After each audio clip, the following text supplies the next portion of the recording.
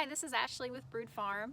I wanted to talk to you today about collecting blood samples from your small ruminants.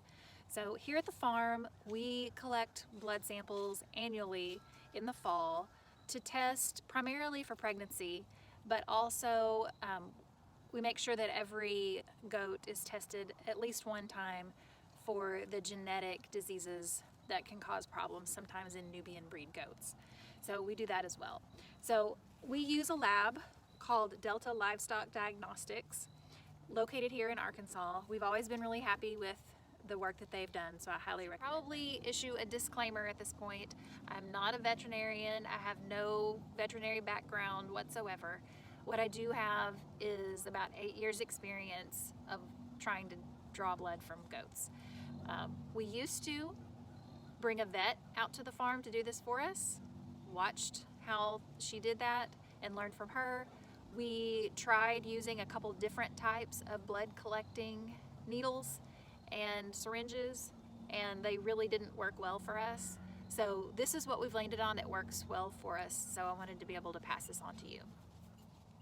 So today we're going to go over the supplies needed for a blood collection, as well as the procedure for blood collection. Beginning with supplies, the first thing that you're going to need is a method of restraint for your goats. So we have this goat working system that you see behind me. We bought it secondhand. I'll put a link in the description to where it can be purchased new.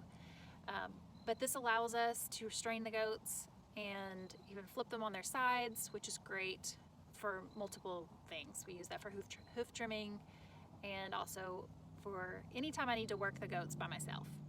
In addition to a method of restraint, you'll also need your Vacutainer supplies. That includes your Vacutainer needles. You'll need a new one for each animal you plan to test. Additionally, a Vacutainer needle holder. You really only need one of these, as you can use it over and over and over again. We bought two just so that we have a backup, but we've used the same ones for years now. And then third, you'll need your Vacutainer tubes. So this is what the blood is actually collected in. And once again, you need as many tubes as animals you plan to test.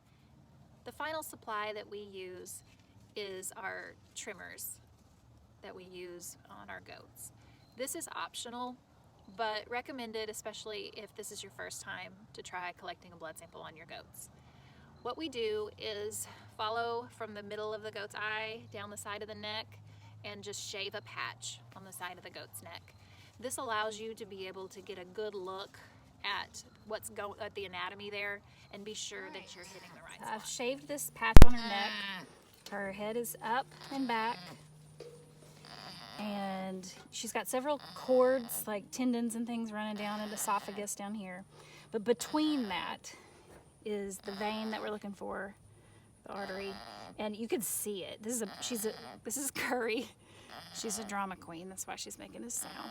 And her vein, it's pretty big. Smaller goats just going to be smaller, and you kind of find it, pinch it off, and you can palpate it and feel it. And then that's what we're going to be trying to get into right there.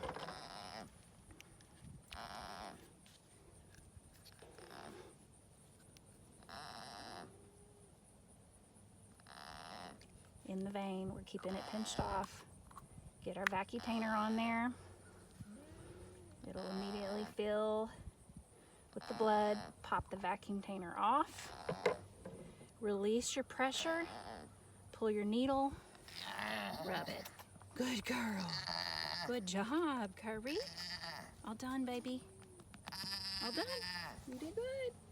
So to review that procedure, you're using your non-dominant hand to compress that artery, restrict the blood flow, palpate and feel for the artery so that you can know what you're going for. Insert your needle at an angle so that it goes into the artery but not through. Then use your Vacutainer tube, compress it onto the needle, which starts the suction. It should immediately fill with the blood. Remove your Vacutainer tube, release your pressure, and then pull your needle. Now, to watch the procedure one more time, here it is with a little more unruly goat.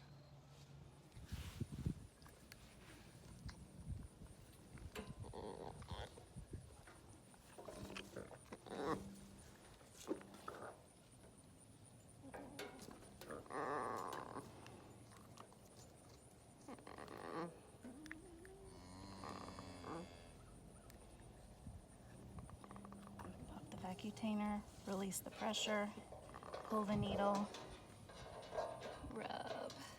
Poor baby. It's okay. All done. Thanks for tuning in.